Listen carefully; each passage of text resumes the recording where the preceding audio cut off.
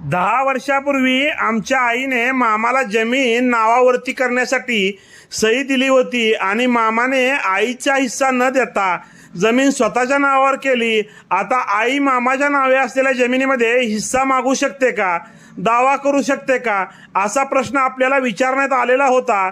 नमस्कार, मी ॲडव्होकेट विशाल गावडे, कोर्ट कचेरी या यूट्यूब चॅनलवर आपले स्वागत आहे। एखाद्या महिलेने वाटप करण्यासाठी आपल्या भावाला सह्या दिलेल्या असतील तर सर्वात प्रथम जे वाटप झालेले आहे ते कोणत्या प्रकारे झालेले आहे हे महत्त्वाचे आहे।